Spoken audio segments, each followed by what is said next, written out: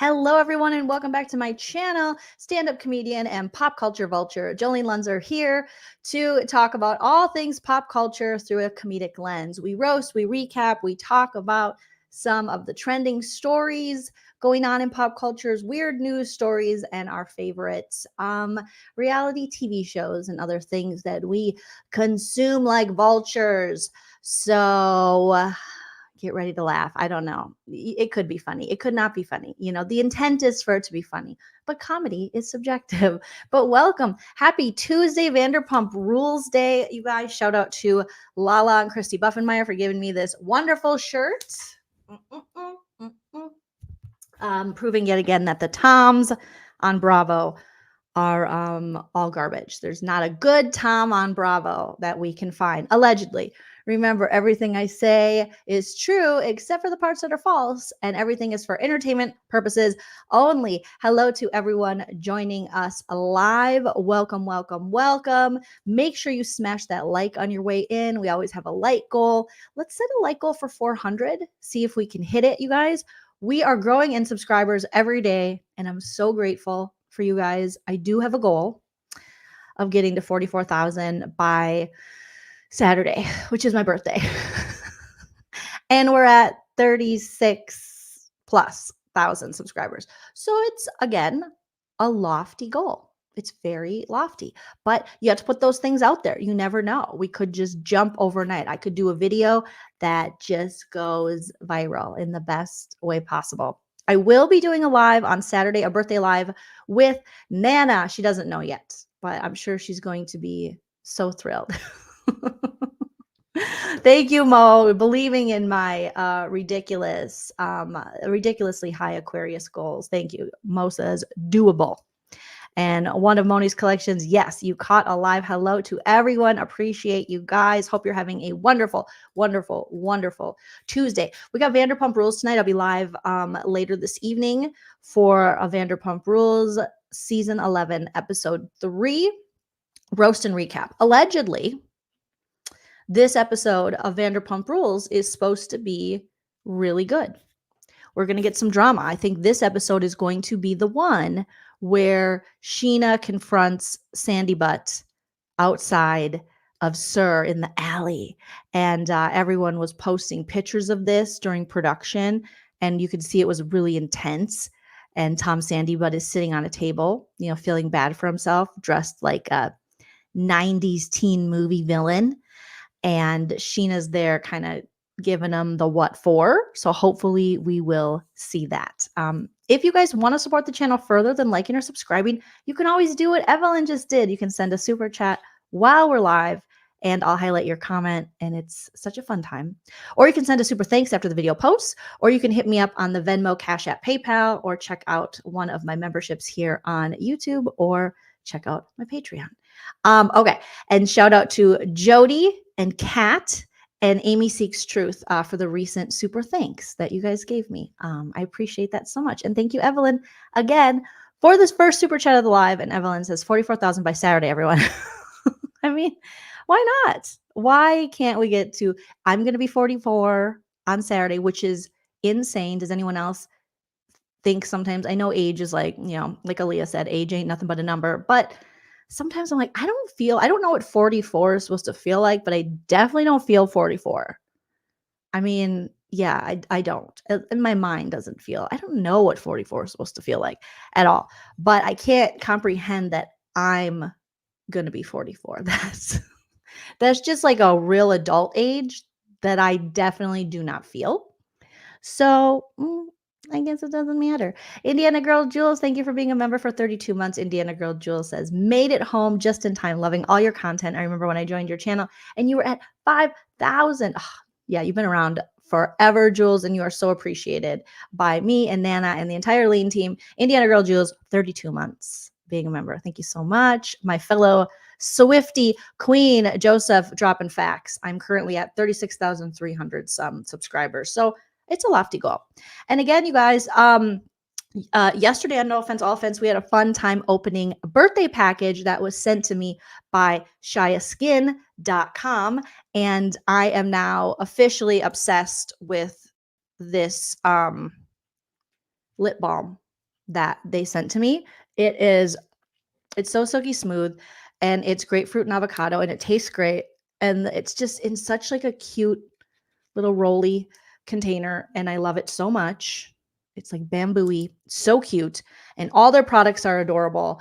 And I just got so many good things. So go check out shiaskin.com. Jamie B, if you're in the chat, if you don't mind dropping the link for that for you guys. And if you put in Lean Team, LEEN Team 15, you get 15% off of your purchase. Look how cute this little Aquarius.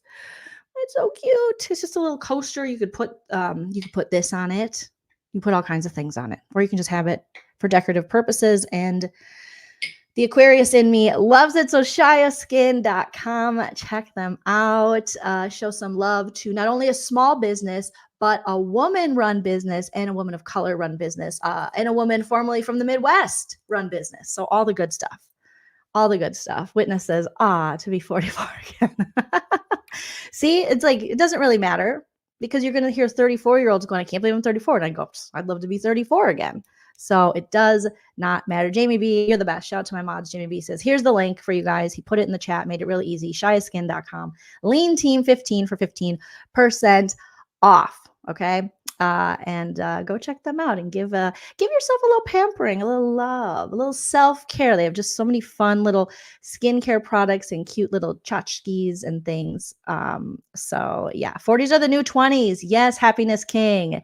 Yes. So happy to be here. I am you're in Central Time, and the timing is perfect. Happiness King says, I just started relaxing for the evening and started planning dinner and needed this live. Go Jolene, I'm ready. Hi doggy. My doggies are here. You know, it's always an adventure with Teddy and Buffy and producer Tilly, the queen bee cat, who she still dislikes both of them. Okay. We have a lot to talk about.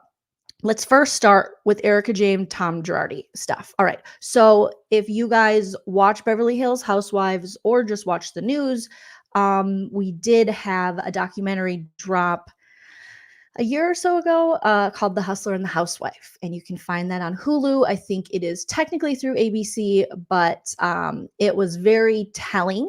And it told the story of Tom Girardi, Erika Jayne of The Real Housewives of Beverly Hills. Her husband, Tom Girardi, was a big time lawyer out of Los Angeles. He was involved in the case that the Aaron Brockovich movie was based on, about when those individuals' when their water was polluted and all those people got poisoned. And he basically was an attorney who went and took cases for people who were, big corporations who took advantage of them or poisoned them, or, he went after pretty much, seemingly it was like a David versus Goliath. He was going after these evil corporations who had caused, physical ailments to their employees, or when they're, these gas companies, I think maybe it was a gas company, there was a big explosion, and he was helping out the victims. He also was a lawyer on the Boeing case,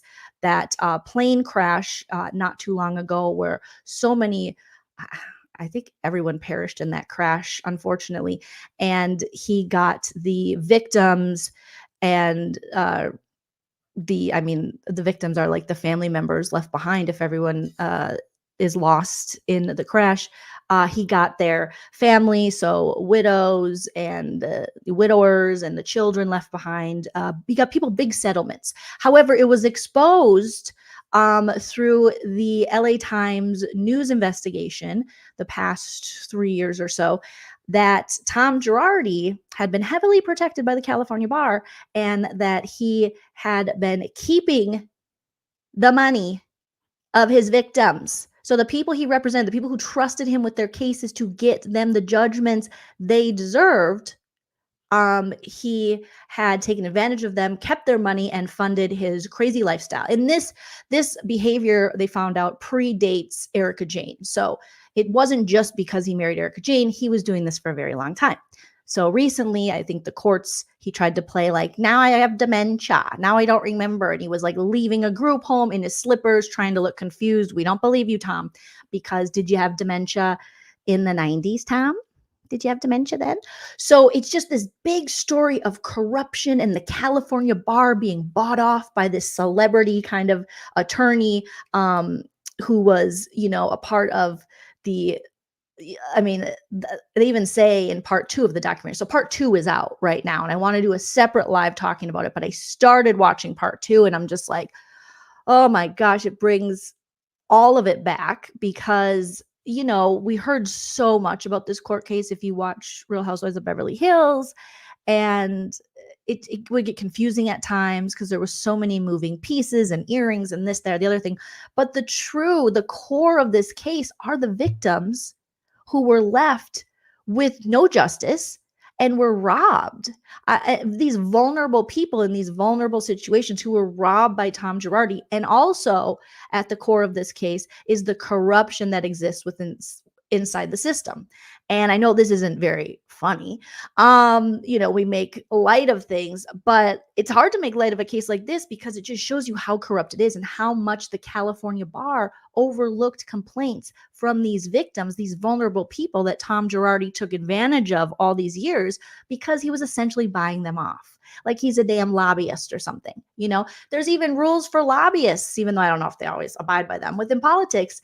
And you would think, I haven't finished the entirety of part 2, but it was infuriating to me watching this because you would think there would be some kinds of checks and balances, some kind of rules where Tom Girardi, we find out he was a huge donor to so many Democratic politicians, one being Joe Biden, 2, John Edwards, which makes so much sense. Not only was Tom Girardi a big donor for John Edwards, he was also allegedly an advisor, which makes sense because remember when John Edwards was running for president, we were like, I don't know about this guy. I was like, ew, gross. And then he was getting those like $1,000 haircuts allegedly. That sounds very Tom Girardi-ish.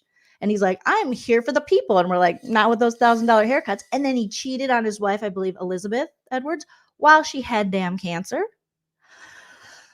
And him and Tom Girardi like this. So Tom Girardi gave so much to this, to these candidates who run the government, and the government agencies are going to be like, the state bar, the California state bar. So how do you regulate a law firm, and how do you do your job to make sure they're actually abiding by the law? How do you make sure the people who are supposed to represent you in the law are abiding by the law if there's vested interest? And it all comes back to, honestly, number one, Artist, you're so sweet. You're so sweet. Thank you, Artist, for the huge super chat. That is so generous. Please take Nana to dinner on me. Nana will be here on the 26th. She gets in February 26th. And I'm so excited because she's going to be here for 9 days. And then she's going off with my dad. He'll be here too. Shout out to Papa. We love you too. And then they go to like their little Laughlin trip. And then they come back here for a little bit. And they go back to Minnesota. I'm trying to get Nana to come stay with me for like 2 months and get her out of Minnesota when it's cold. But, I told you guys, she has a social life. And she has lots of friends and lots of outings. And she's got grandkids back there. So, but she's going to be here. So, thank you, Artist Fleetwood. Shout out to you. That is so generous. Like Robert says, Artist, hi. Welcome to the high roller. So this documentary, I really want to do a separate deep dive. I'm going to do one tomorrow because I'm going to finish it tonight because it was just infuriating how there are no laws to regulate the regulators, I guess, mount up. It's crazy. It all comes back down to, I think campaign finance reform is one of the biggest things in this country, whether it has to do, because this trickles down, not to be Ronald Reagan-y, but it trickles down to even the California bar that was supposed to be, taking these complaints from these vulnerable victims very, very seriously. But Tom Girardi was buying them off. He was employing people that worked for the bar's sons and daughters at his law firm. He was taking them on his private jets, things like that. And that comes down to, you shouldn't have to be a millionaire to run for office in this country. You should definitely have rules on who you can take money from. These big corporations should not be able to invest in our politicians who are supposed to work for us, because then of course they're not. The bank shouldn't be able to. No, end of the road, boys to men. Then you cannot properly protect us because you have a vested interest. I think we even heard my own governor, I think of California, was it Newsom? wasn't he on Watch? Someone was on Watch What Happens Live. I can't remember if it was him saying, yeah, Erika Jayne's my favorite housewife because Tom donates hundreds of thousands of dollars to his campaign. So Tom was donating hundreds of thousands to Joe Biden, Dick Face Edwards, all these people. And then also buying off the California bar. And I'm just like, I mean, it's corruption everywhere. And again, it's as simple as we won't see it in our lifetime, I don't think, but it makes you feel just like a regular, everyday American, that our democracy is truly fucked if all these people can be bought, and that's why campaign finance reform, and we have to set limits, and we have to set, not to get like I'm freaking trying to be Nancy Pelosi up in here, but not that she would change the law because it works for her too, but we have to make sure, I mean, it's just so sad. We should really make sure that these corporations and these banks and stuff, that they cannot buy their way out of being regulated and buy their way out of protections that we should get in this country as Americans, as citizens, as democratic, I don't know, that's not what I say, as just as citizens of the world, and especially citizens of this country. It's ridiculous. So watching, so it's The Hustler and the Housewife, you guys, part 2 on Hulu. Check it out. I'm going to be covering it tomorrow, so make sure your notifications are set, because I have a lot of opinions about it. It is just so sad to see these victims of Tom Girardi and explain their circumstance. And more people have come out. And let me tell you, Erika Jayne, I haven't watched the whole thing, so I'm hoping that we'll see some growth, but I don't think so. I still think Erika Jayne doesn't get it, because in the beginning of this documentary, it's kind of teasing that she is, going to meet up with some of the victims from the last documentary. So Erika Jayne is all business. She's got her business pants on, a blouse, very light makeup, flats. And if a housewife is wearing flats and they're not on a hike or, at the grocery store, it's serious. So she was trying to come off likable and relatable. And she sits down with these people and they're like, Erika, do you know our name? And she's like, I'm like, oh my God, Erika, you couldn't do some research into who these bitches are. I mean, it is so gross. She was aloof, HC. She was aloof during these meetings. And they're like, Erika, why in like 2-3 years haven't you come forward or reached out to us before? She's like, I was never, honey, I was never asked. Why would you have to be asked? Okay. I realize that multiple things can exist. Erika can be somewhat of a victim of Tom Girardi and his manipulation, and the power dynamics were off from the beginning in their marriage and stuff.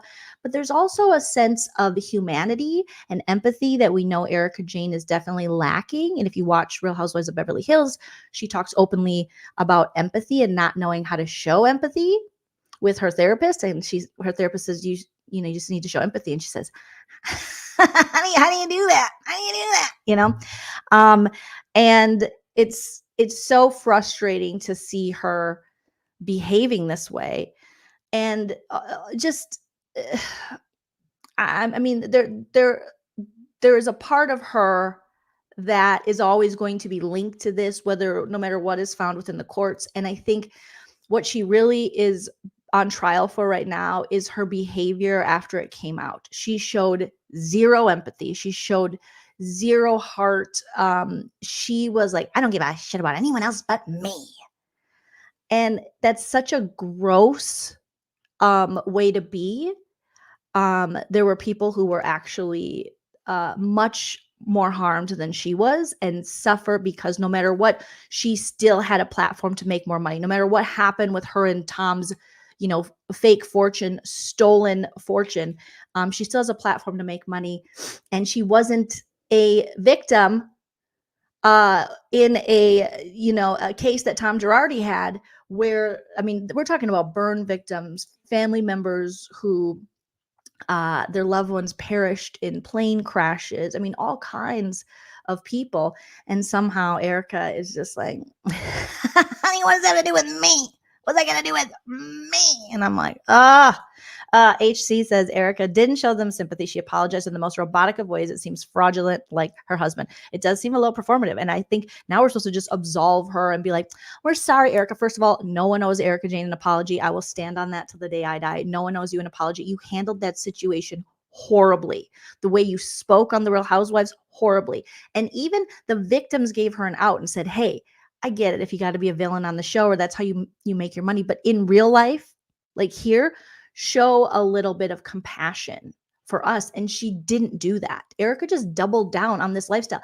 Girl, how many fucks do you give? You should give 1. You should give 2. You should give 3. You should give 4. You should give all the fucks for these people. And I understand there are lawyers advising her and things, but there's just a certain part of her humanity she was unable to tap into, and that is truly, truly, truly sad. And it's expensive to be you, but these songs she writes and has, but it's off of other people's tragedies. That Tom Girardi was paying for all these things, and you could have just shown a little bit of compassion, would have went such a long way. And it seems like she just refuses. Danielle says probably why she's trying so hard this season to save face, because this probably too is coming out. NYC Girl Forever says, I won't be watching any spinoff. And if anyone does, I hope they think about the burn victim in constant pain, getting an ice bath. I saw that guy. Oh my God. Every day with more surgeries to pay for. Happy viewing, EJ. It's so, I see them trying to make fetch happen, trying to make Erika Jayne happen in the media. And I'm just having such an issue with that. Okay, let's move on to another story. And also so I can blow my nose as I still get over this sinus and upper respiratory infection. I need to get some, let me go to my no offense offense. I need to get some longer little, change of a background. More, let's listen to old cis male Tom Sandybutt. The new thing is that, as a cis male, did you say cyst? Raise your voice, yell, do whatever you feel entitled to do. But as a straight male, if I was a woman, I could do that. If I was a gay male, I could do that. But as a straight male, if I raise my voice, it's wrong. Poor Tom Sandybutt and Sandy Balls. He just can't yell at women because he's a damn cyst, in his words, male. He's a straight male. He's a cis male. And they just will not let him yell at women. And that's all he wants to do is yell at women as we come up to a new episode of Vanderpump tonight that I am pumped for. Very pumped for the Vanderpump. I'm also pumped, and I know this is going to get mixed reactions. And remember, you're welcome to your opinion. Even if it differs from mine in the chat, we can all agree to disagree. But I'm excited that Porsha Williams, LaGuardia, I don't know what her last name is, I forgot, announced that she is coming back to the Real Housewives of Atlanta. So right now, I don't really know who else is in this damn cast anymore, because they kind of put the whole Atlanta franchise on pause after this past season, which was, it wasn't great. The past couple seasons have not been great. And Porsha came back for Girls Trip.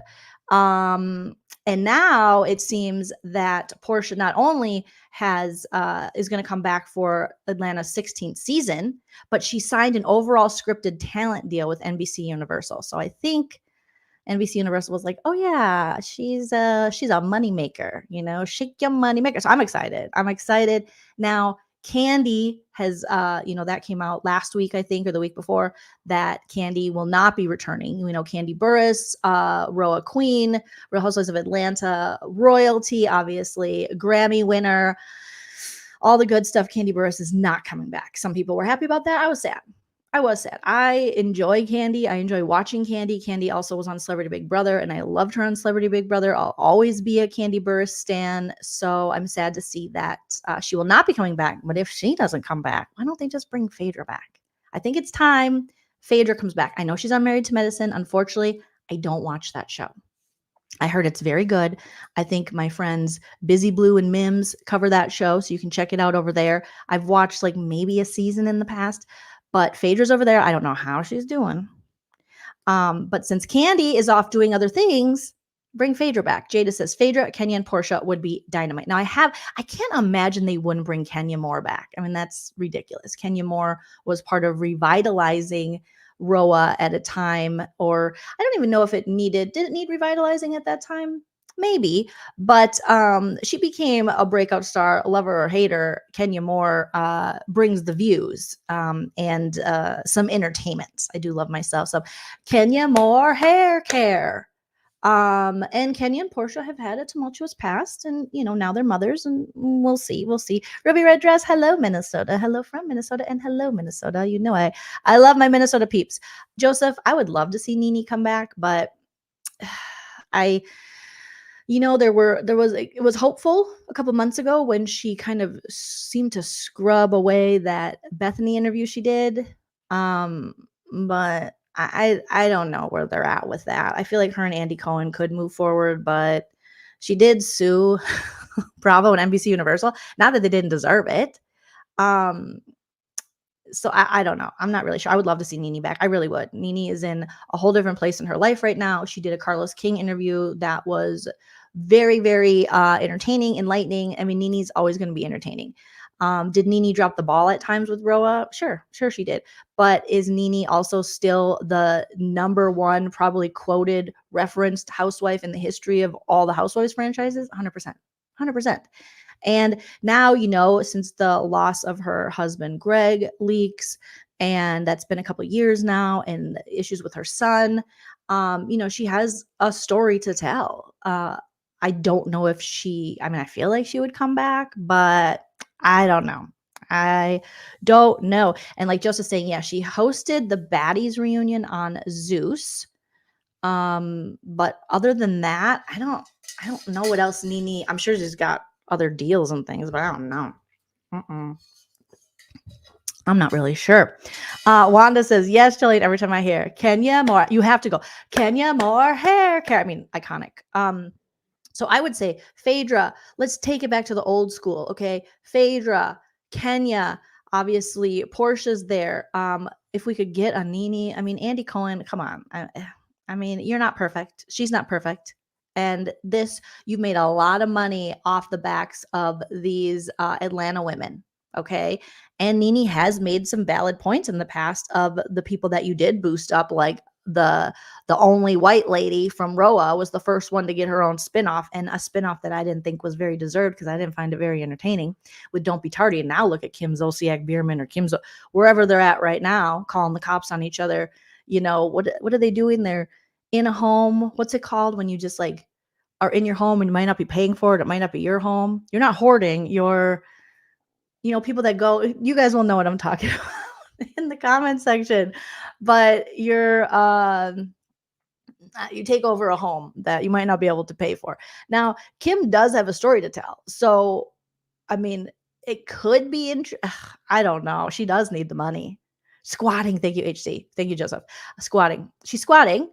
So I think it's really messy though, and could turn into the rebirth of Cops on Fox with her and Croy. I mean, if you've watched some of these videos, the two of them, they go, it's so sad because there's kids there and they're squatting in that house allegedly. And she allegedly might have a gambling problem. And she's like, I'm going to go get my hair done. I'm like, you can't pay the mortgage. So I don't think you should get your hair done if you can't pay the mortgage. There's a reason Joleen wears backwards hats because, the grays be popping sometimes. And I can't always, I can't get to the beauty parlor every week, because you have to live within your means. Not that, I always live within my means, but she lived way outside of her means. And Andy Cohen called her out on it on a reunion of RHOA, and she's like, I'm fine. But I think a lot of people would be no for Kim because Kim was also the one when she did come back.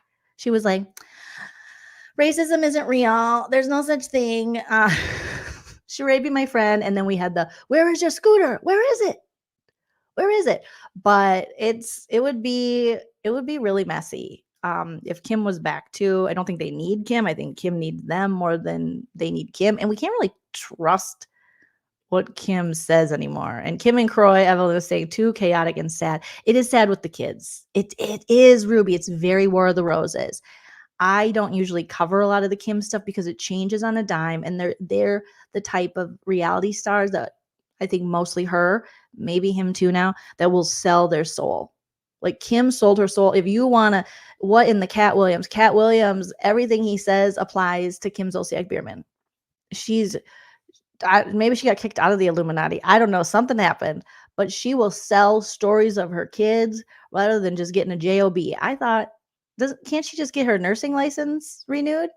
I mean, that might be scary because I don't know if she really cares about people and if she should be a nurse, but there's got to be something else you can do because obviously you're not good at this. And there's other issues that I think need to be handled from Kim. But the saddest thing is that there are all those kids there seeing it, and the kids are the ones calling out, and calling the police.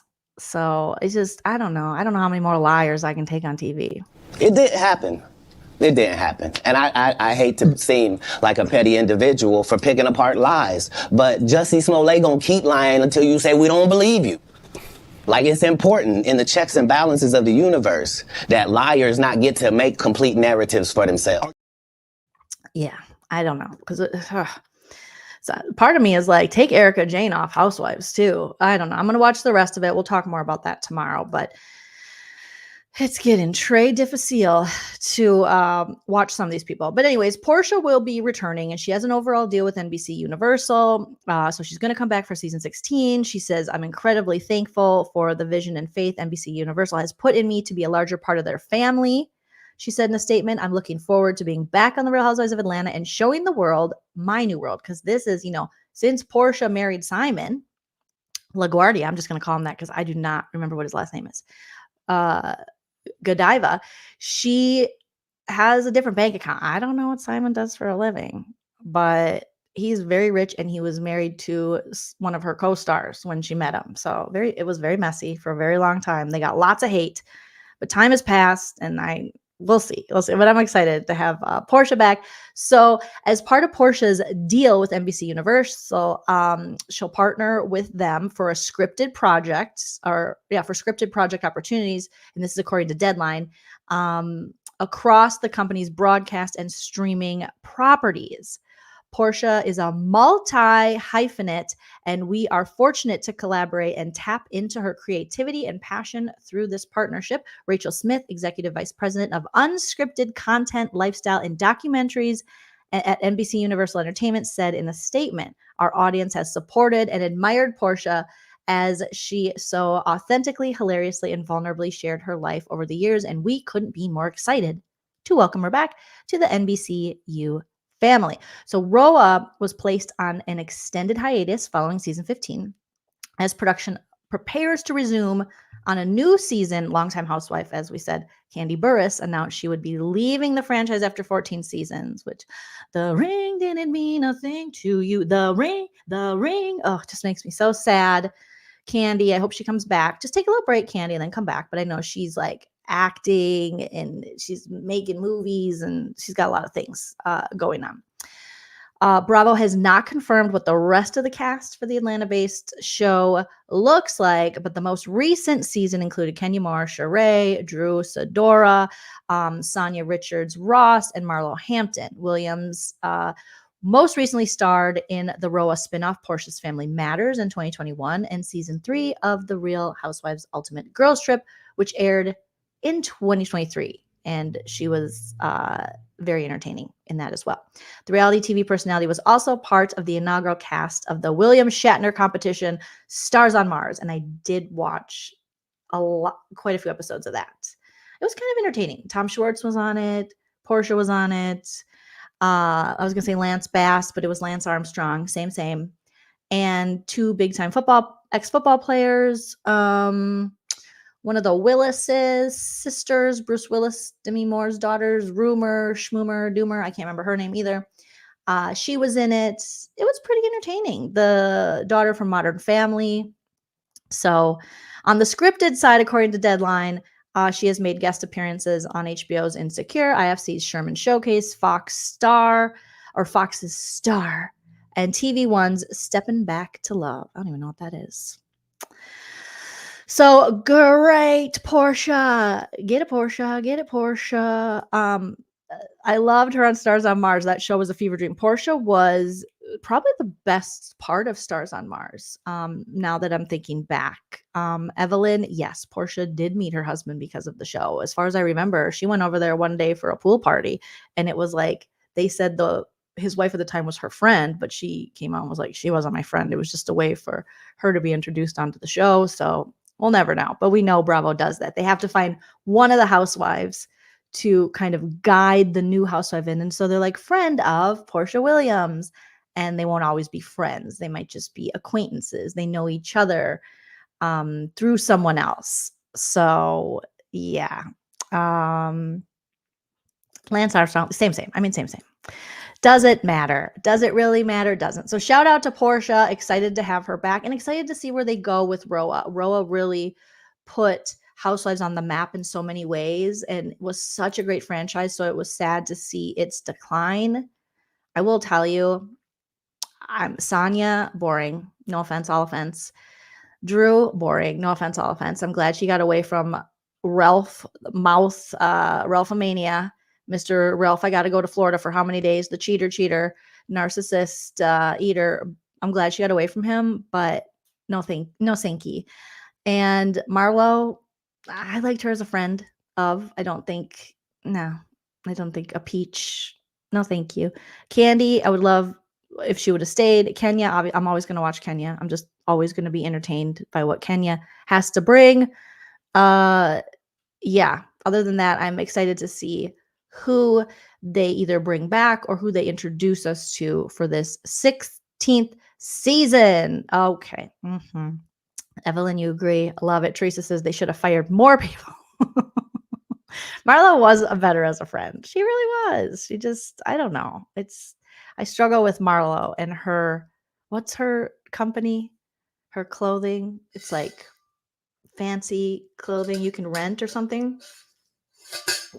It's not Karen Huger's La Dame. All I can think of is La Dame at this point. If your business isn't La Dame, I don't know what your business is, nor do I really care. Okay. Moving right along.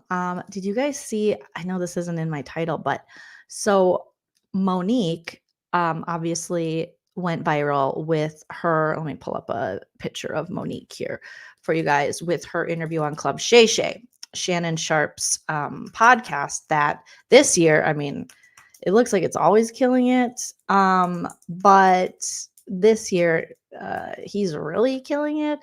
Coming off the Cat Williams interview and now going to the Monique interview with interviews in between. And so apparently she made said some things about her relationship with her son, Oprah Winfrey, Tyler Perry, Tiffany Haddish. I mean, she was just spilling all of these truths. And you can watch this entire interview, which is over 2 hours long, here on YouTube by going to Club Shay Shay and checking that out. Okay, let me open up this picture. So she was on there. I still haven't finished the damn thing because it was good, but it wasn't like, I mean, Cat Williams, his interview was one where I had to finish it that night that I hit play. I was like, I have to finish this interview because it's Cat Williams and he's going to deliver so many truths and so many things that you're like, damn. So anyways, Monique was outing, Tyler Perry and the negative things he did to her career and the lies he spread about her and Oprah. And I mean, she called out so many people and related them back to her career and why things she didn't think went the way they should have. And she said, technically she should be, if she was a white woman, she would be Melissa McCarthy, but that is not her situation. Okay. She talked about Kevin Hart, DL Hughley. We talked about that yesterday.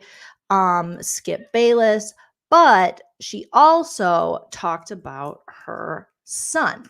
And it's so sad. So she has a son that is, I believe, through a previous relationship. And she was addressing this on Shannon Sharp's podcast on Club Shay Shay. And she was there, or she talked about her 3 other sons and then mentioned her son, and her son called her out.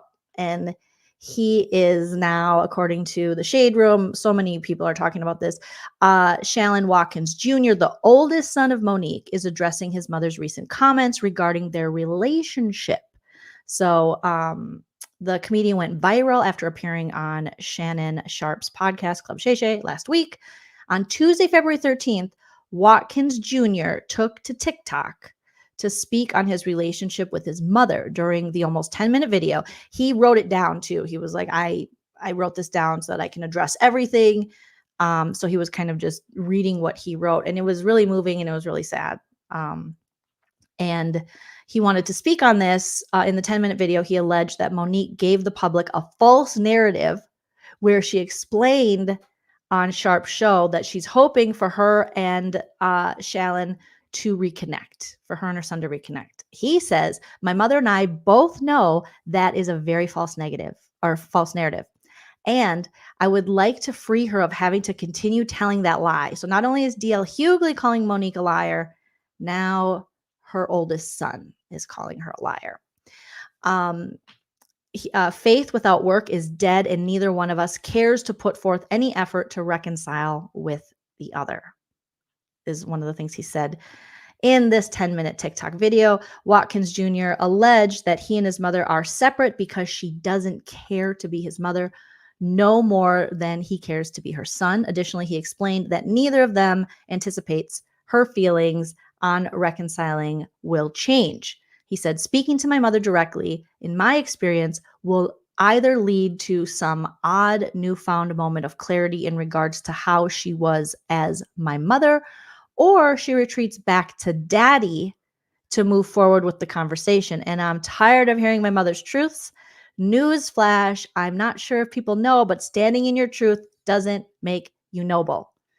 From there, according to Shade Room, Monique's son went on to allege that she informed him of not wanting to focus on motherhood during his childhood. That is heartbreaking. Despite his being open to forgive that, he added that Monique only acknowledges her faults while only taking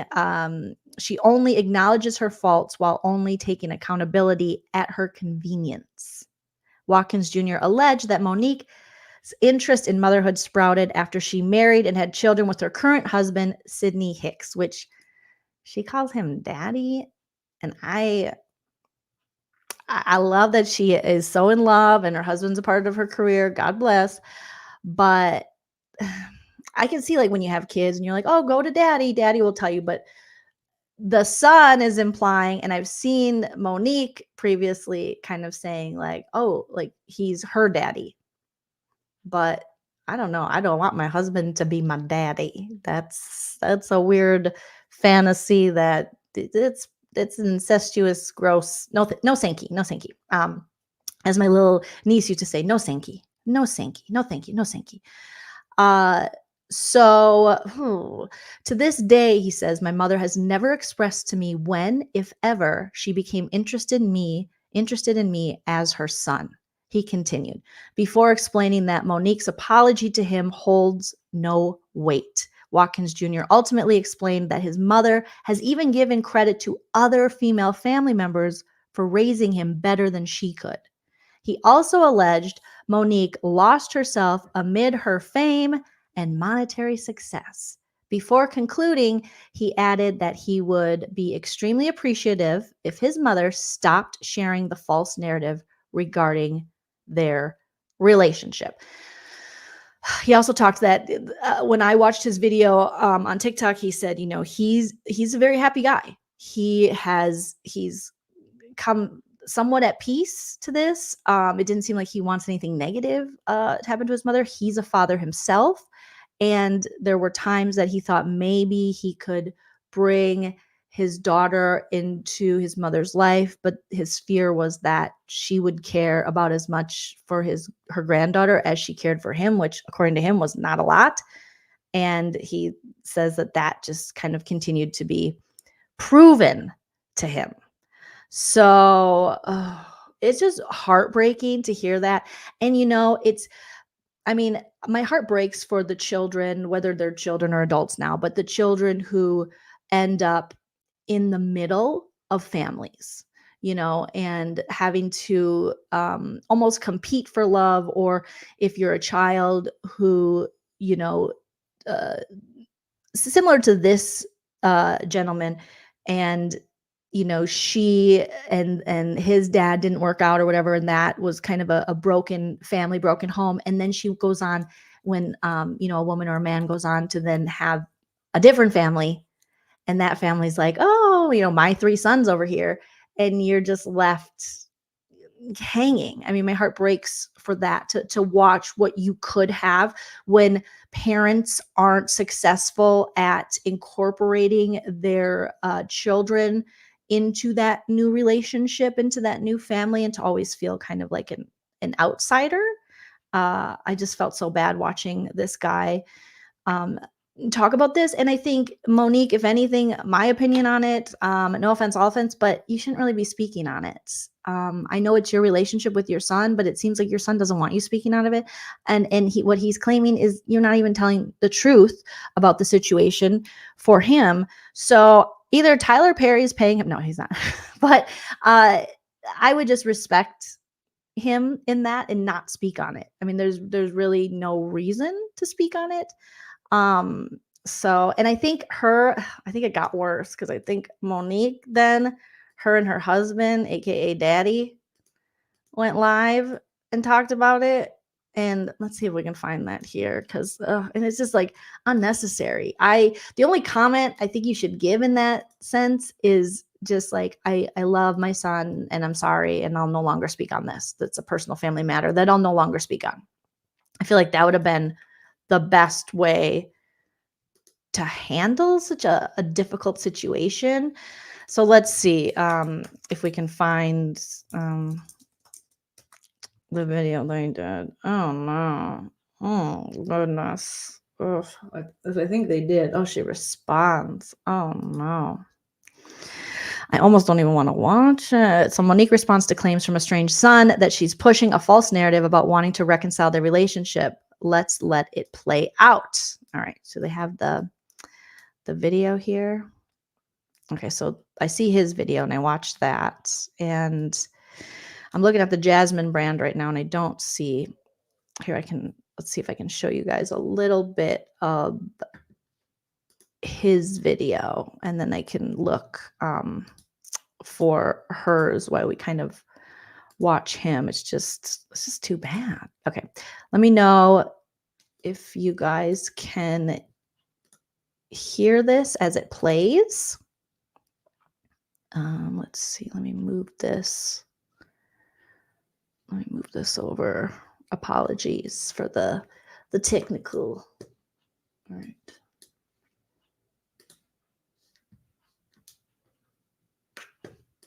All right. Reconciling our relationship, as I stated, is odd.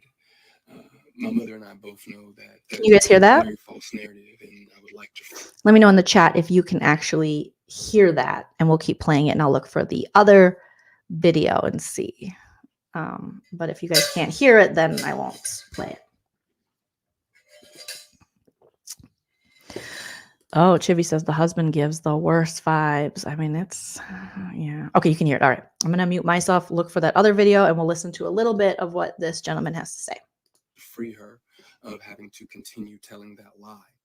Faith without work is dead, and neither one of us cares to put forth any effort to reconcile with the other. We are separate, as she put it, because she doesn't care to be my mother any more than I care to be her son. Neither one of us has had the desire to reach out to the other in a very long time, and I don't think that either of us anticipates that feeling ever returning. Speaking with my mother directly, in my experience, will either lead to some odd newfound moment of clarity in regards to how she was as my mother, or she retreats back to daddy to move forward with the conversation. And I'm tired of hearing my mother's truths. Newsflash, I'm not sure if people know, but standing in your truth doesn't make you noble. I'm not sure if people are aware of that. But responding this way, I feel as though it allows me to say my piece uninterrupted. To those wondering, well, why say something now? Call it a form of therapy for me, I suppose. But when her daddy had intentionally stated that they have 3 sons, but his wife is on the internet talking about the 4th son in a video that has millions of views, that rubbed me the wrong way. But anyway, to inform a child that you are not interested in being a mother at a time when that kid is the only kid that has the potential to lead a child to believe that you are not interested in them specifically. But to take it a step further, you also admit, my mother had also admitted to me that she didn't do the best job that she could do, which would also make one begin to question, all of your past decisions and prior emotional interactions. But to be completely honest and fair, those were things that I was willing to get over. Nobody's perfect, we're all human.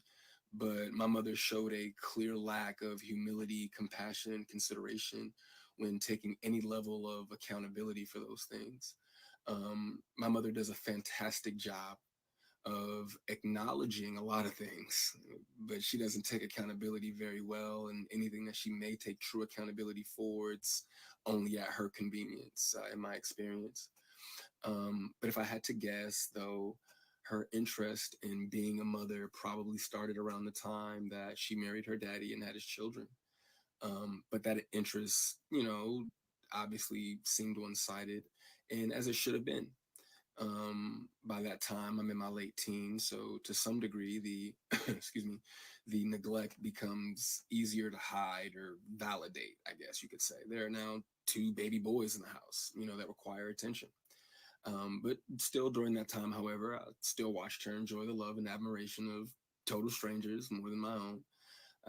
To this very day, my mother has never expressed to me when, if ever, she became interested in me as her son.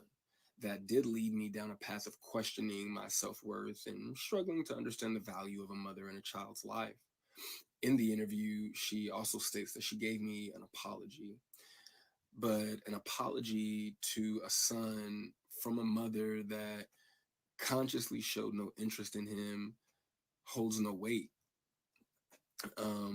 There are still women to this day that my mother will give credit to for being more of a mother to me than she ever could. Her assistant, my cousin, being one of them. Every time, though, that my mother would state that she was right here whenever I was ready, that ideology still blows my mind today, that a person could openly admit to being an uninterested, not put my best foot forward type of parent and be so self-centered that they still express to the kid, you have to come to me when you're ready. You got to come to me for us to make this right. Okay. But I'm not sure what my mother could possibly think that she has shown me in the past or have for me now that's not money, goodness gracious, that would make me want to come to her or whatever those feelings are supposed to be. A mother is supposed to be the first woman that a boy falls in love with. I loved my mother very much, but my mother loved things more than she loved me, and she would validate her love for me by giving me things and would proceed to call me ungrateful or inconsiderate if said things did not have the desired effect. I couldn't imagine what it's like to be her, though, to ask God for what you want, and then he gives you what you need, though, only for you to ignore it and have the audacity to ask God for something else. And I'm glad I don't, I'm glad I didn't do that. And when he told you no, you went to the universe instead. By no means, though, do I want to give off any type of an impression that I am a victim of anything. That is not the case. As you can see, I'm smiling from, ear to ear. I'm alive. I'm happy. I'm a dad. I'm healthy, I think. I drink a lot of water. I'm getting over a cold now. I still have my days just like everybody else. And, there were a few things that she did teach me along the way. I did learn how not to love from my mother. I also learned to make sure that I never lose so much of who I am that I have to validate it through another person. And though I feel as though, in hindsight, I think she did it reluctantly. I do appreciate my mother, for showing me what the top of the mountain looks like. You know what I'm saying? It did give me perspective on what hard work and dedication can get you, but I don't want something like that at the cost of giving up something that I created. I don't want it that bad. And speaking of creations, I genuinely, truly, I really did want my mother to have a relationship with my daughter. I even fought through those intrusive thoughts that were, if she wasn't interested in you, what makes you think she's going to be interested in your kid? But it took my mother no time at all to prove that those intrusive thoughts were correct. But what I can say, good for her, the universe did, bless her with three other sons, and God willing, I'm sure that all three of them are adults now. So I'm sure that one of them, God willing, if not all three of them, will make her the grandmother that she wants to be. I still look forward, to that moment for her. But overall, when it comes to the boys, though, I am happy that whenever they do hear me talk, sorry, my phone did something weird, but whenever they hear me. Okay, so you can watch the whole thing. You can check it on TikTok, just a simple Google search, and you can find and watch the whole 10 minutes. But just listening to him was so heartbreaking, and I think he described it beautifully, as tragic as, the lack of relationship between a mother and son is. It was very, you could, the way he delivered the message was still very clear, very, it just, he delivered something very difficult with a lot of heart behind it, and it didn't seem like ill will or like a spoiled Hollywood child who's now an adult. It truly feels like there was some serious trauma within that family, and this gentleman, unfortunately, had to come to terms with the mother that he wants and hopes for is one that he's probably never going to get. And so, that's crazy painful. But then you hear your mother allegedly in this interview speaking on your relationship in a way that you feel isn't the truth. And then he decided to speak out. And Tiara saying, Monique said she calls her husband daddy because he raised her. I remember hearing that a couple years ago or so. And that grossed me out. I forgot about that until you reminded me. So thank you, Tara Hogan, for reminding me of that. Yeah. Ew. Okay.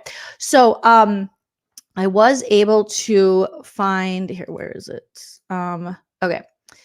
So let's check this out now. Monique's, I haven't listened to any of this, so we'll see.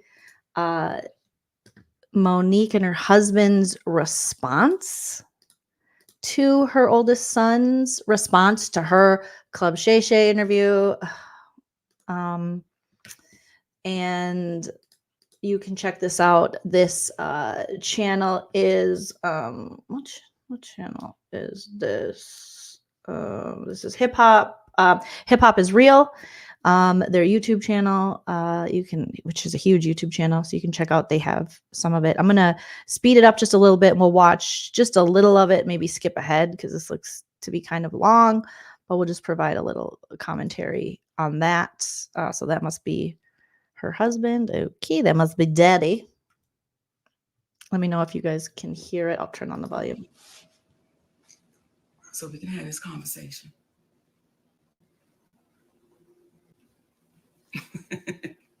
You would do that right now?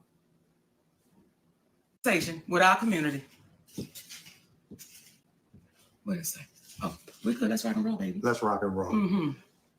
The title of our conversation, or the theme of it, is called The Long Way Around, because ain't no shortcuts. Pickles, stop playing with that paper, please. The reason we're having it is a multitude of reasons, but we're going to start off with, there was a Instagram that was put up, or I guess It was TikTok, baby. TikTok that was put up by My son, my oldest son, Shalon. And this is what I want to say to this. There are some people that are saying, oh, you should be ashamed of your mothering skills. You should be ashamed of yourself. This is what I'll say. Let's let it play out. Because the same ones that said to me, I was crazy, I was deranged, we watched it play out. So just like with my son, we'll watch this play out. And I do want to address this though, Shalon. When you say her daddy, then that's when mommy gonna say stop playing, because you know this has been Uncle Sid your whole life. Uncle Sid knew you before you knew you. So for you to say her 3 sons, yes, you're absolutely right. He has 3 sons. He can't claim you as his son because he's always been Uncle Sid, and he knows your daddy very well. and love that brother. And the irony of all of this is not what is said, but what's left off. Yes. See, you're leaving off the fact that the last time we laid eyes on you, your mother got you everything you needed for the newborn baby about 3 years ago. You're forgetting about how I, from Georgia, Just want to interrupt briefly because her son actually makes the point in the TikTok video. If you watch the entire TikTok video, that he never claims that his mother didn't provide for him, like whether it were things or financially. It seems like he made the point of what Monique did, in his opinion, was more bought his love. Like she wasn't able to be the present mother, all of that. So she just bought him things. So it doesn't surprise me that if that was the case, that then she would buy the newborn baby things, because that, unfortunately, some parents who don't have the best relationships with their kids or aren't able to truly show love in what you would consider like a conventional way, have other ways where it's like, okay, I can't be there for you. I can't be the mom I need to be, but I can give you money. I can give you things. But then you're, as you know, you're always kind of wanting usually more out of your parent. Now, what a lot of you are saying in the chat is, really, why is this man talking? This is not her oldest son's father. This is his stepfather. Okay. The issue was Monique speaking on the relationship on Club Shay Shay. So Monique should probably be the one, you would think, replying to her son. And this guy seems to be wanting to do some kind of damage control. Again, lacking awareness for what your son is saying, where he's saying he just doesn't want you out there with a false narrative. Just don't talk about it. There was no need for Monique to really talk about this. If you have this strained relationship with your son, why bring it to the press in that way? Ugh. Okay, so we're going to listen a little more. But this guy's already annoying me. No offense, all offense. But all right, here we go, guys, here we go. am talking you through getting your car after we gave you the half of the down payment for it. And you were 31 years of age, 32 years of age at that point. And I'm negotiating the deal with the dealer for you as you sit there. And you have the vehicle you're driving right now because of your mother. These are the things that you're leaving out when you're expressing what you're expressing in reference to your mother. You're not expressing the relationship that you have with your father, where you spoke ill to him, not to mention spoke ill to your mother, but somehow your mother and father and I all have a loving relationship and communicate back and forth because of the love that we have for you. The one thing these individuals, and to the individuals out here that oftentimes speak after they've heard one side of the story, there's an old saying, believe half of what you see and none of what it is that you hear. Please don't take our word for it, but what we will convey is this. Those who are parents and have raised their parents up to being adults. Children. Raise their children up to being adults. Right on.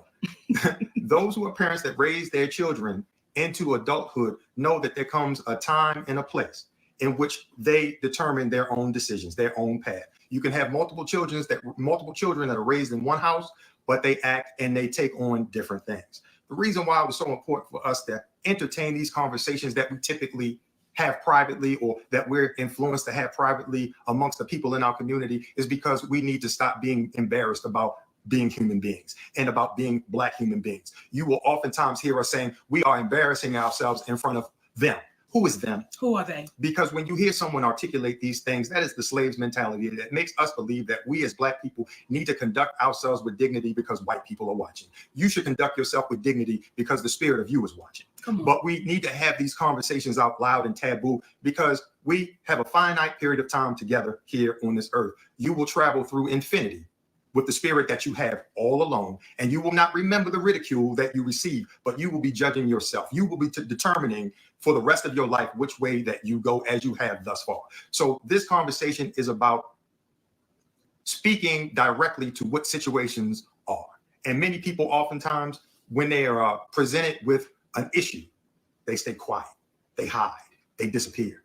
And what we're saying is that's not who we are, because what you cannot do is you cannot trick an honest person. Come on. You can demean, you can say whatever you want to say about them negatively, but what will happen is truth has a way of standing the test of time. I forgot to have my phone to read the last text message that I gave to you, Shalon, where I told you about the understanding of how you are speaking to a woman and how you as a man and how you perceive things may be completely different from how your wife, how your mother, how your sister, how your daughter will look at things. And when you learn how to communicate a little bit better, then things will happen a little bit better. From a commentary standpoint, I found the son communicates a lot better than this guy. This guy is speaking in riddles and word salad and just saying a lot of things, and then she'll chime in with like, yes, that's it, daddy, or whatever. But the son was very clear, and the way he put it. But I don't know what you're talking about. It's very confusing, and I've seen this type of delivery before from problematic reality stars we cover. Tom Sandoval talking to you. People just talk in circles and riddles and salads, and it's just, how many words can I say? But what is your point? Is your point saying that what this gentleman, his claims, Monique's oldest son, his claims are completely false and you were there for him? What are you saying? I have no idea, but he does sound not happy with him. He's looking like an a-hole, and I just don't understand why he's talking so much. The son was talking directly to his mom, Monique, saying, hey, what you said on Club Shay Shay about a relationship, that's actually a false narrative, that we're not in that place. You don't have any intention, nor do I, of rekindling or saving this relationship. He made it very clear. He also made it very clear that it wasn't to bash his mom, but just the truth of the relationship, which if you struggle with any relationship in your life or any, or especially a parent relationship, it is very difficult to watch someone invalidate your experience and your trauma. And this man who came in, who cares if you're friends with his dad? What does that matter to this gentleman? What does that matter to Monique's son who spoke up, that you're friends with his dad? What does that is a completely different relationship than what he's talking about, the relationship with his mother. So I think it just is so sad that Monique's son is going to be invalidated by this dude, the stepdad, who I assume, I don't know. He's not acting like a very good stepdad here. So, all right, let's listen to a little bit. I'm going to skip ahead a little because I don't know what he's saying other than to hear himself talk and to give like Judge Judyisms, like, I'm the boss, applesauce. When you tell the truth, you don't have to have a good memory. That's all I'm getting from this guy. So let's just skip ahead to, he's still talking. Dang, I skipped ahead like 6 minutes, sir. Let Monique talk. It is her baby boy. All right, let's keep. If you like what you see. Okay. How we're looking. What is big, and he may or may not be in that yard, but for sure if you get in that yard and he is in that yard, you will definitely be chased. It is a bit safer to go around the long way, because not only is it the right thing to do because you're not cutting through somebody's yard, their grass, trespassing on their property, but what happens is it may be a longer journey, but it's worth the trip. So we're going to take a long way around, and we're not going to call out these individuals on platforms like this. We're going to call them up. Now, please don't confuse. When Monique is standing on stage, she has an artistic paintbrush designed to paint her life and make people laugh in a way in which a comedian is supposed to do. So her life experiences are fair game. They're fair game. Fair game. So when she says what she says on stage, please don't say it's the way that she said it. Because she's on stage. We're dealing with, when we're not on stage, what is being said. And again, to revisit Brother Stephen A., I'd like to point something out to you. When you sit there and you say that a Black woman looks bitter because she's telling her personal truth, when you sit there and you speak in reference to the individuals that Okay, so now he's moving on to Stephen A. So I thought we were talking about the son. Excuse me.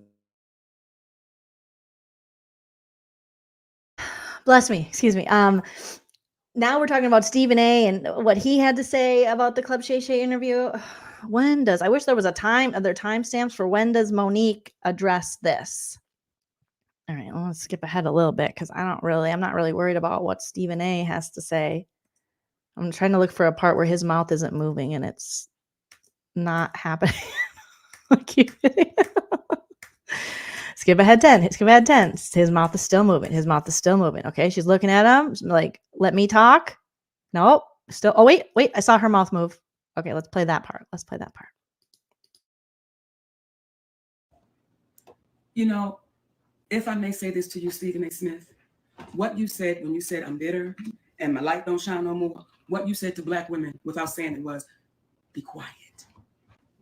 be seen and not heard. And if you have a Black woman in your life, and I believe I saw you in the picture, or if you're a beautiful queen, are you encouraging her through your message by what you said to Monique, that you were in support of her, voicing her concerns when being mistreated? Or are you encouraging her and other Black women? I don't know if you have children, but if you have a daughter, because I've heard you speak with or discouraged about you on stage. But this is the off the stage conversation to let y'all know that the people that we discuss, again, we want to reiterate Oprah, Tyler, and I'll stand there for a moment.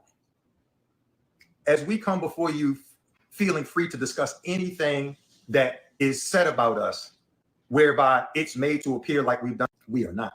No problems, no apprehension.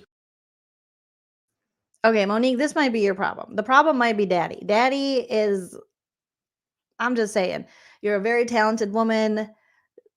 Try to heal whatever you can with your son. God bless. But it might be Daddy. Daddy might be the problem. If Daddy is your manager, like you said in the Club Shay Shay interview, I mean, I wouldn't mix. I wouldn't probably have my husband as my manager. I mean, I trust my husband, but if my husband was talking like this, I don't think that would be a good idea. It's given me, who was that guy, married to the woman from Escape?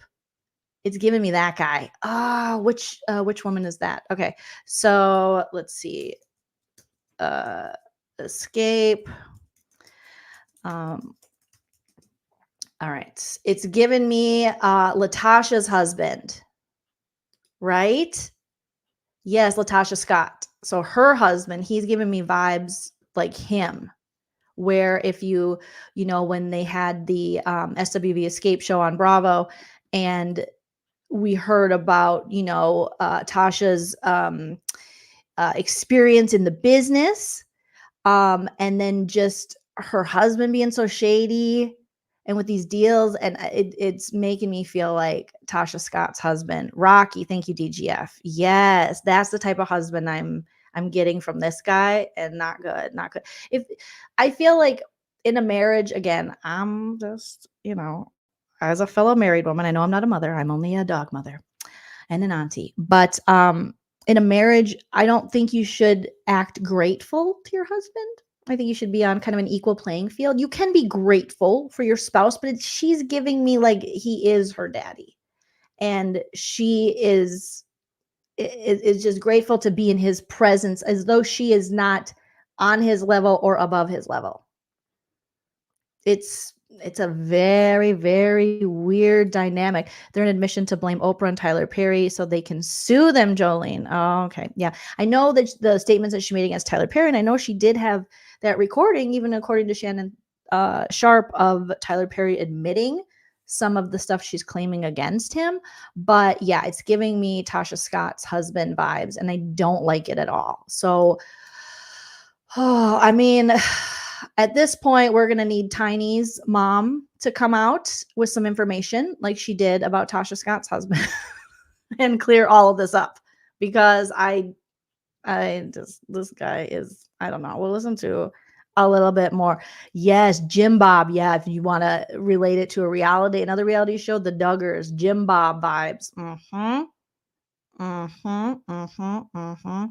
She did admit in the Club Shay Shay interview that she wasn't always the smartest and was in some maybe like learning disability classes or something, or so I mean, it seems like guys like this, they just get in, and I hate it because they wreck it, Ralph, these women's careers.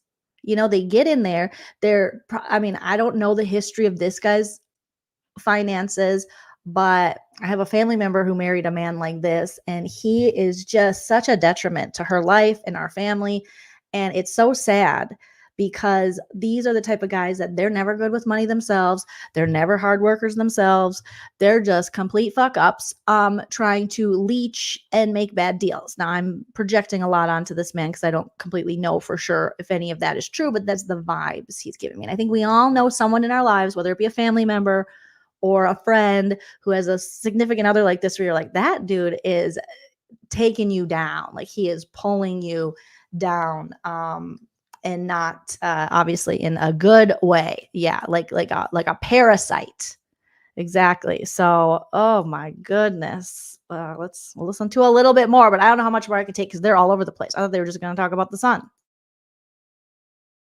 But we must ask ourselves, how can individuals like Tyler Perry, who said that Monique was difficult, and indict her as difficult in the business, okay, lose parts?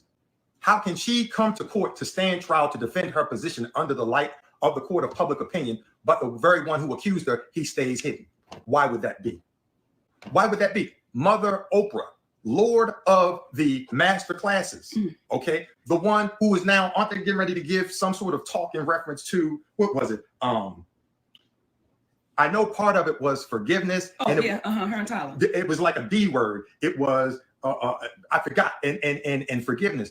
What you may want to give a seminar about is how not to just forgive, but how to ask for forgiveness. See, we're not dealing with the Pythagorean theory. This is not A plus B squared, A squared plus B squared equals C squared. This is nothing challenging. This is very simplistic. If you were comfortable, Oprah Winfrey, going on the CBS morning show, saying that if we make Harvey Weinstein the center point of sexual assault, we're missing the boat.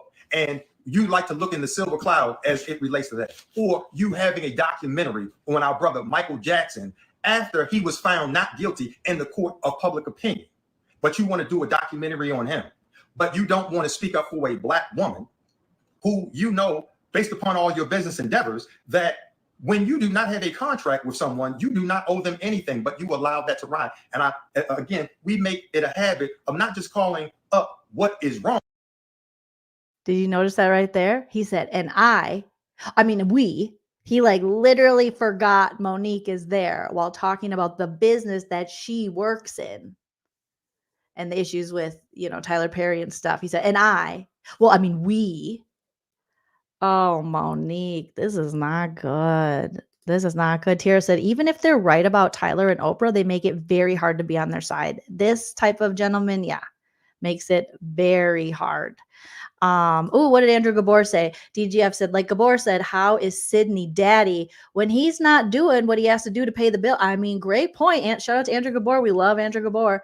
To pay the bills. Daddy is Monique's dependent. That's the thing. I think, and unfortunately, again, I am speculating, but I think Monique comes from a place of insecurity, unfortunately, being a very talented woman, but you're thrust into Hollywood and, the beauty standards are ridiculous.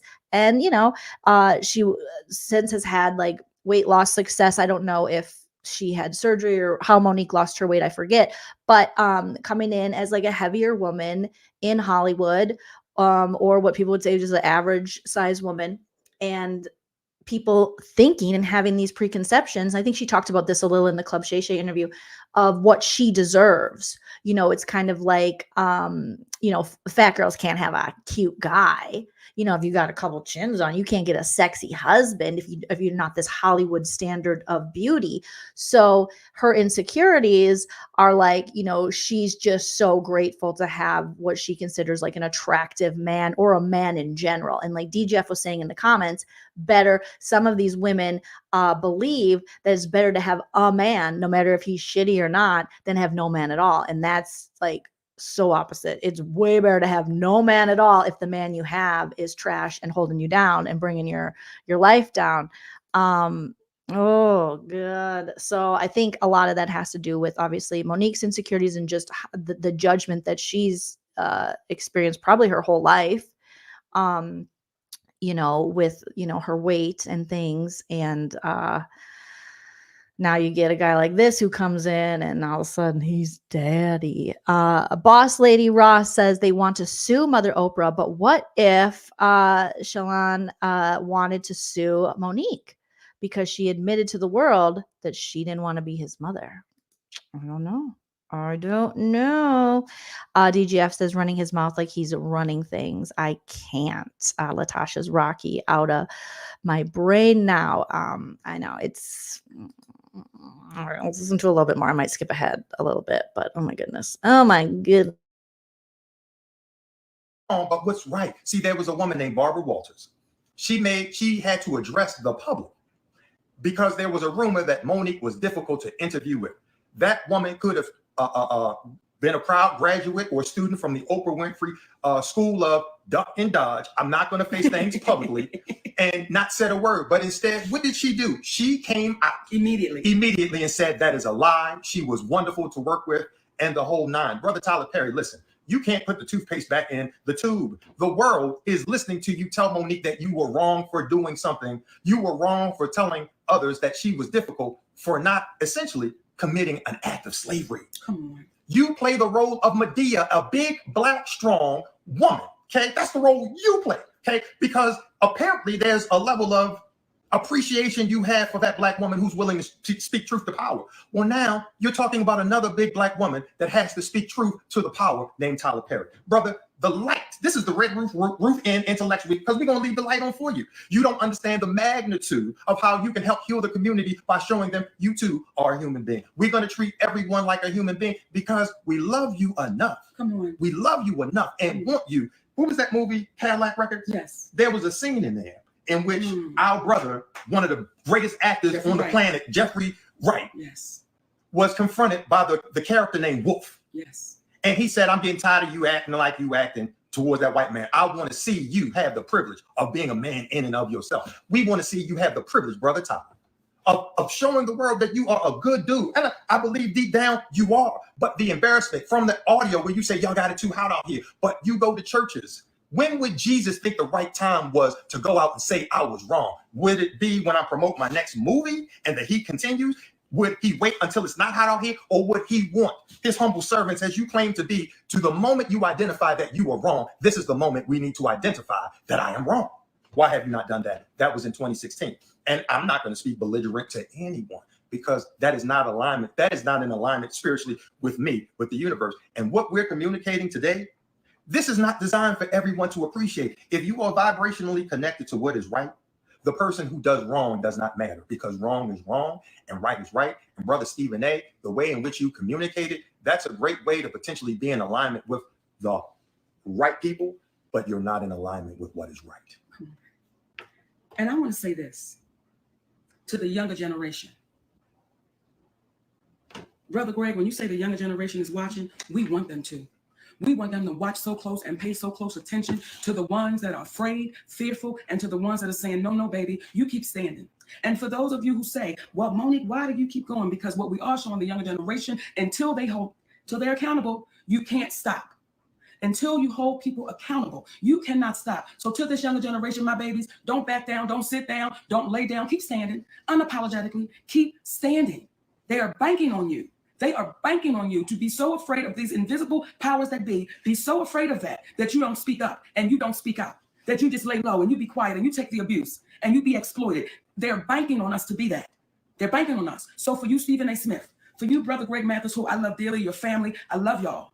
However, when you say The studios are watching, the executives are watching, but our community is suffering. And the Screen Actors Guild, the Writers Guild, just got finished striking. They were watching then. Yeah. They were watching prior to that. What we're looking for are the people who are in alignment with honesty, because let me explain to you what can happen and how healing it is. See, last week when we spoke about the Breakfast Club and our brother Charlamagne the God just taking ownership of it at the behest of a Black woman named Just Hilarious. Happy birthday, baby. And our brother DJ Envy, you was wrong for trying to make him apologize to Daddy, because she calls me Daddy, but y'all keep forgetting that I call her Mama. See, that's my mama right there. But we don't want to talk about that. And I'm not talking about the Breakfast Club. I'm just saying in general.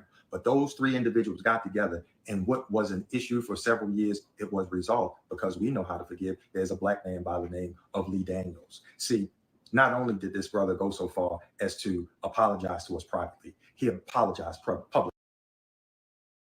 Okay, I was hoping they would talk about the son again. I don't hear anything. Again, I just hear more about the business side of it, but I don't know if my son spoke out and said I was lying, and that, you know, and I saw that heartfelt 10-minute message from my oldest son and how he feels. The last thing I would be talking about is Tyler Perry, Oprah Winfrey, and them. Again, I'm not a mother, I understand. But it just, my heart breaks for that guy. For her oldest son, then they just went back to this. It's like, and also, yeah, someone in there was mentioning the camera angle. What in the world?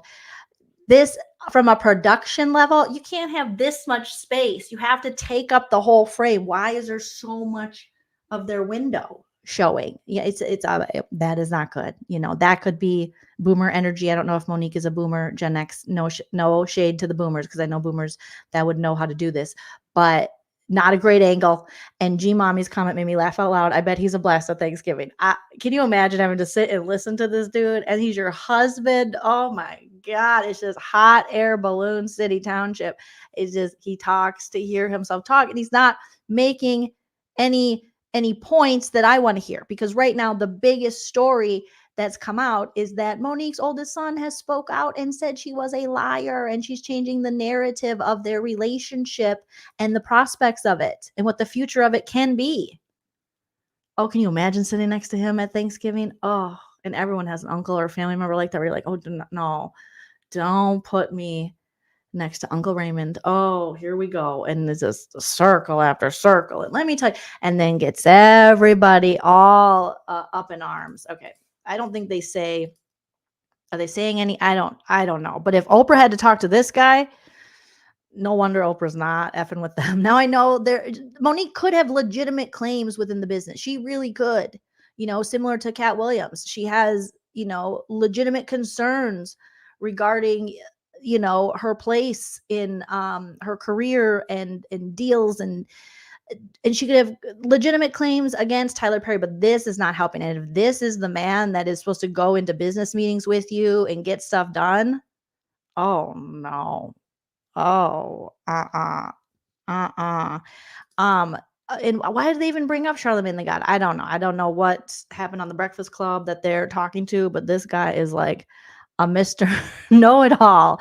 Because I mean, with her Club Shay Shay interview, I was like, oh, okay, so Monique, you know, it was good to hear Monique speak. I'm so surprised she was able, Shannon was able to get her without her husband. I didn't finish the interview, but I didn't see him in the interview.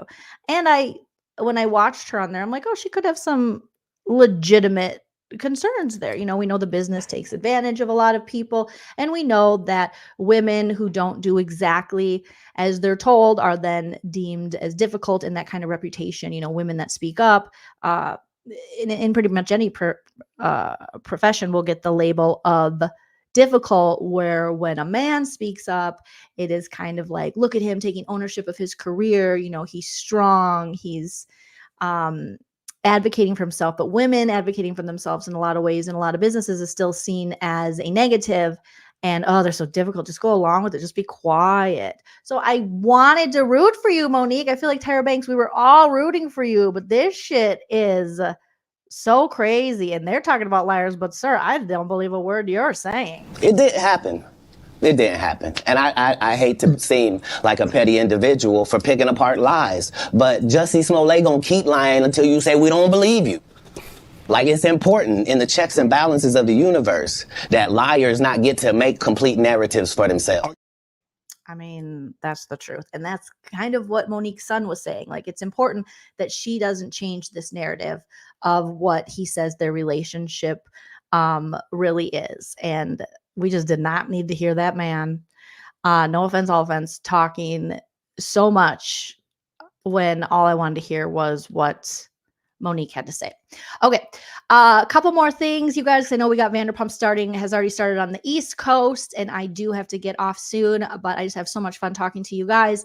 I did say yesterday that the Traitors reunion for season 2, the Traitors US on Peacock, that it had been filmed, but it hasn't been filmed. I just thought it had been filmed because I saw pictures of the cast together, but no. The Traitors season 2 reunion is going to be being filmed soon. So that means what we discussed yesterday with Larsa and Marcus Jordan breaking up. If you missed that, you can check out yesterday's episode of No Offense, All Offense and get up to date on that. But that means Andy Cohen, who will most likely host, as he hosted season 1 of the Traitors US in that reunion, he'll be able to ask Larsa, how awkward is that going to be that they're going to be there together and now they're broken up and they went into the show as a couple.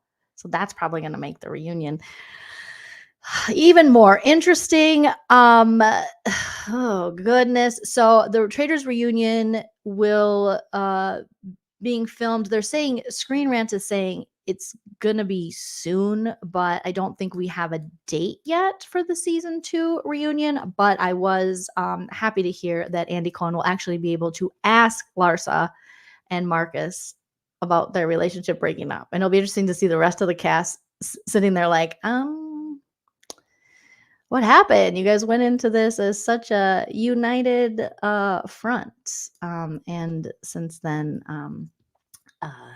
you have broken up. And you guys went on social media as Larsa Pippen, an almost 50-year-old, went on and was very emo and not grade school, but I would say junior high about it. Very like kind of cryptic with the whole breakup. Now to Vanderpump Rules. So there is,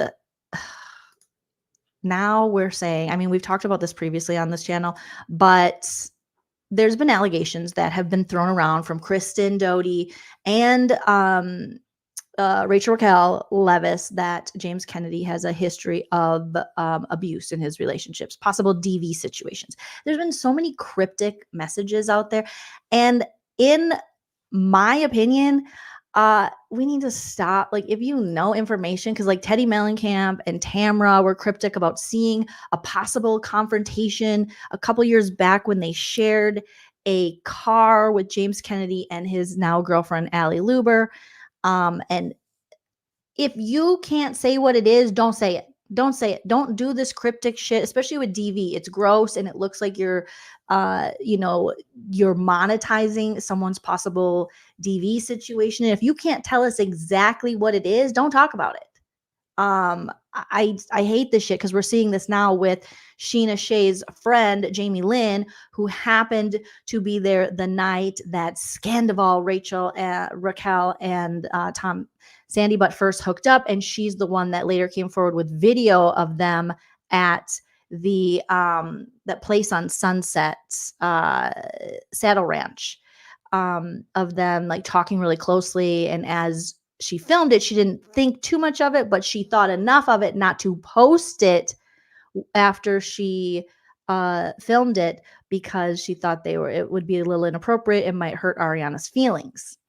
And so now she has come out and said that something may or may not have happened at an emo night, which we've seen in this season of Vanderpump Rules, season 11. We've seen that Ariana and Sheena and Katie have been hosting these emo nights where they DJ and play emo music, and they have way more people show up for that than Tom Sandy Butt does for his karaoke concerts, allegedly. So something happened there, this Jamie Lynn, and she kind of distanced herself and couldn't go to emo night. And she's alluding to the allegations against James Kennedy. And some people are speculating that this story is going to come out soon. I mean, where there's smoke, there's fire a lot of times. And we've been hearing rumblings of this exposing of James Kennedy and possible abuse allegations. I don't know what's going on. Allie did go on Sheena Shea's podcast, and I watched. It was a pretty good episode. I do like myself some Allie, and she talked about astrology and things, and then she also talked about these allegations and what Tamra and Teddy were alluding to, that there was a fight that made them very uncomfortable, so uncomfortable that they got a different car, and that fight might have been between Allie and James. Now, when you watch the interview that she did with Sheena, and you can check that out on Sheena's YouTube channel, I don't know. It's just that's why all this cryptic shit is just going to add for more speculation and really doesn't help a situation if Allie is in fact in some kind of abusive situation. I mean, being cryptic, and Teddy and Tamra selling this on their podcast is definitely not going to help her unless they're going to say specifically what they saw. Allie was saying that she did not, that there was no kind of physical violence. She said, James Kennedy has never made me bleed. She's never been physical with her, never made her bleed. Now, her mentioning the blood seemed weird to me, but maybe that was said during Tamra and Teddy's podcast. Maybe that's why she mentioned it. I'm not sure, but it made me uncomfortable. So obviously I hope none of that is true. She said that her and James did on that night get into a fight, but just like a verbal fight, and that they were both drinking and drunk. But that nothing physical has ever happened, nor did it happen that night. That's what Allie said. So I just think it was like very irresponsible for Tamra and Teddy, if you're not going to say it, for them to just put out this cryptic shit that leads to a lot of speculation and can really hurt a person that's in that situation. And those women are damn too old to be doing this. I mean, Allie is very young. She's still, I believe, in her 20s. And you got Tamra, who's damn near 60, if she's not already 60, who you're going to just let Teddy Mellencamp's reckless mouth run and go, we saw something that made us. Well, what did you see? Quit doing this whole we just for your clicks and views on your dumb podcast. That to me is very irresponsible. And so now it leads us all out here like, what happened? So now Allie has to answer these questions, and more people are talking about it. And that's just something you don't mess with, like these DV type situations. You don't be cryptic about it. You don't put out misinformation about it, because it can get people very hurt. But Allie did say that nothing has happened. I hope for the best for Allie. We'll see if more comes out about James Kennedy, because there's a lot of rumors, the rumors and the nastiness, as Meredith Marks would say, rumors that are coming out saying that he's about to get exposed, but we've heard that for a little bit. However, Allie has come forward and she said that this is not true. And I would implore Tamra and Teddy, who again are way too old to be doing this, if you saw something, then say something. Don't leave it cryptic. Don't half-ass it. Don't tell. That goes for anybody. That goes for that Jamie Lynn. If you can't share the whole story, don't tell us nothing. Don't tell us anything. Mind your business. Go make sure in real life that Allie's okay. Do something there. Reach out to Allie's friends. Don't take it to your podcast. That looks yucky, gross. I don't like it. But it was good to be able to hear from Allie on Sheena's podcast. It was actually a really fun, good episode. And they talked a little bit about Graham, or the dog formerly known as Graham, who's now Hippie, and that he is doing very well in James's care. And we will see James taking Hippie, aka Graham, back home with him after, Rachel Raquel's mom gave that dog back. It's just a mess. Gave it back after it allegedly bit her.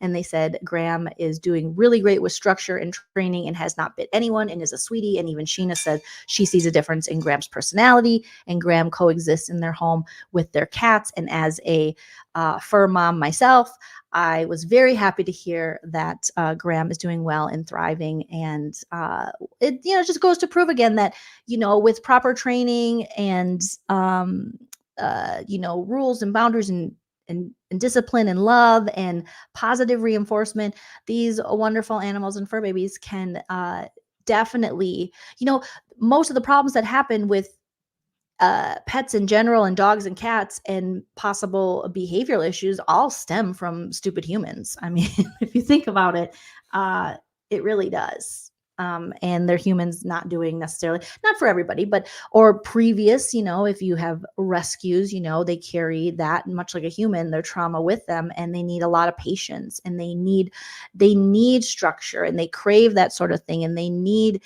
guidance, and they need positive training and all that kind of stuff. So it was nice to hear that Hippie is getting that and he is thriving, because I hate to hear that a beautiful dog, I'd rather hear a person half the time, because some of these people, than the dog. I'm that person that if I know an animal is going to die in the movie, I'm not going to watch the movie, and I don't want to watch that part. And I'm like, why'd they have to kill the animal? They were perfectly good actors. They could have killed off. Why did they got to kill the animal? But that's just how I roll. Thank you, Fatty Back Soup, for the super chat. And Fatty Back says, can we get an Erika Jayne impression, Joleen, please? Well, we did a little Erika earlier, but for you, Fatty Back, of course, Erika Jayne. Honey, don't watch The Hustler and the Housewives season 2. It's like, I tried my best, but these bitches want me to be empathetic. Honey, what's empathy? I don't even get it. God, come see my shitty show in Vegas. Honey. So there you go. You are so welcome. Speaking of which, producer Tilly has entered the chat. Yes, rescues are wonderful and beautiful. Adopt, don't shop, all the time. And they all come with their own little stories and backgrounds. And I'm continually learning as a dog and cat rescue mom that we need to have a lot of patience and a lot of positivity with these animals, because most of the things that they're struggling with were done by humans. Humans fucked them over some way. Oh, she just jumped over to the bookshelf along the way and didn't do what they needed to do. It's very similar to children, So actual human children, they just want love, and they want, they crave a little discipline in that. So there you go, you guys. Thank you so much. HC says, I've adopted 2 older dogs and they're nothing but love. Animals are just, dogs and cats and pets in general, just, they're just all love. I always say this to my husband, especially about our dog Teddy, who had a very hard first couple years of his life before we rescued him. He could be a mean, yucky dog if he wanted to, from how humans did him wrong, but he chooses to be sweet and loving. And every time we talk about it, it makes us cry, because we're big, huge saps for our animals. But he could choose to be a fucking dickhead, and he chooses to be the kindest, most wonderful dog laying here, fur baby on my faux fur Costco rug, and he just wants love. But he could hate everyone. He could lash out. He could be a dickhead, but he chooses to be so sweet and goofy. And that's the beauty of these animals, is they will always be better than humans. No offense, all offense. And yeah, same with Tilly. Tilly was returned 3 times before we rescued her. And when we rescued her, the lady said, please don't return her. Like, she was like crying. And I was like, oh, I don't do that. Like this, I think my exact words were, this cat could piss in my mouth and she's not coming back. Like, she's family now. And we always laugh about that. And we adopted her around Christmas, 2010. And now she's a senior cat, and she has to get arthritis shots once a month. But there we, it's the pets, beautiful babies. They heard that their dad is home, so they all went off running. I better go off running too. I'll be back later tonight to cover the Vanderpump Rules episode. Make sure you have your notifications on. I do have the live set up already, so go give it a like.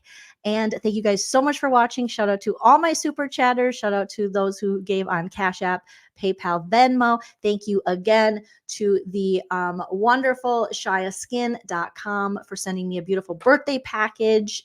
If you want to ever send me anything, or you have a business you want me to check out your stuff, just check out my P.O. Box address. You can send it there. It's in the description of this video. Evelyn, thank you so much. All my members, Indiana Girl Jules, artists, an amazing, Thank you so much. All of your super chats and donations are so generous. And thank you, artists, for saying take Nana out. We will. And Fatty back anytime. I will do a Erika Jayne impression for you. Okay. Have a wonderful night until I see you, which will be very soon for Vanderpump Rules episode 3. Always remember to enjoy yourself. It's later than you think. Bye.